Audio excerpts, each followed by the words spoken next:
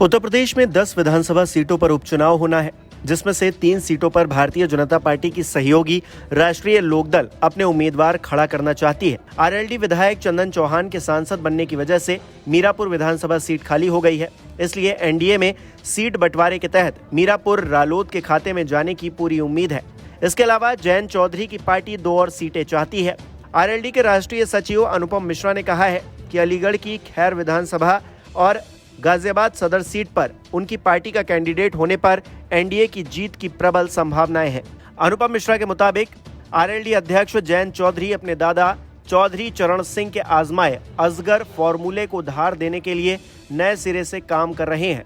असगर फॉर्मूले का मतलब है कि आरएलडी अहिर, अनुसूचित जाति और अगड़ा समाज के अलावा जाट, गुर्जर और राजपूत समुदाय को अपने साथ जोड़ने के लिए और ज्यादा काम करेगी। असगर को साधने से पार्टी का राजनीतिक कद और बढ़ेगा, जिससे गठबंधन को भी मजबूती मिलेगी। बताया जा रहा है इसी फॉर्मूले के तहत आरएलडी 2 और सीटों की मांग कर रही है। खैर विधानसभा सीट जाट ब्राह्मण बाहुल्य सीट है। यहाँ करीब 1.25 लाख जाट और 60,000 से ज्यादा ब्राह्मण मतदाता हैं। हालांकि 2017 और 2022 में भारतीय जनता पार्टी के अनूप प्रधान वाल्मीकि यहाँ से 2 बार लगातार जीते हैं, लेकिन इस बार सपा कांग्रेस गठबंधन और अखिलेश यादव के पीडीए कार्ड को ध्यान में रखते हुए बीजेपी ये सीट आरएलडी को देने पर विचार कर सकती है, जिससे जाट वोटों के बंटने की संभावना लगभग खत्म हो जाए। इसी तरह गाजियाबाद सदर सीट भी ब्राह्मण बाहुल्य है। यहाँ जाट और राजपूत मतदाताओं की भी अच्छी संख्या है। इसके अलावा वैश्य वोटर्स भी निर्णायक भूमिका निभाते हैं। पिछले 3 विधानसभा चुनाव 2012, 2017 और 2022 में ये सीट बीजेपी ने जीती थी। यहाँ ब्राह्मणों के साथ जाट और राजपूत मतदाताओं को एकजुट रखने के लिए आरएलडी चाहती है कि बीजेपी उपचुनाव में उसे यहाँ से अपना उम्मीदवार उतारने दे। अनुपम मिश्रा का साफ कहना है कि आरएलडी अपना विस्तार कर रही है, जिसके चलते संगठनात्मक बदलाव भी किए जाएंगे।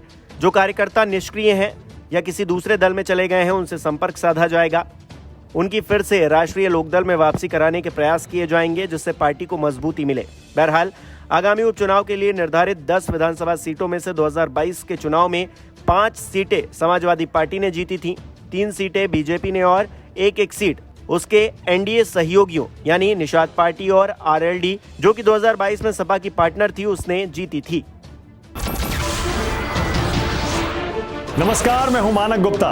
अगर आपको हमारा ये वीडियो पसंद आया हो तो इसे लाइक और शेयर जरूर करें, और हाँ, हमें सब्सक्राइब और फॉलो करना ना भूलें, ताकि आप देश और दुनिया की कोई खबर मिस ना करें।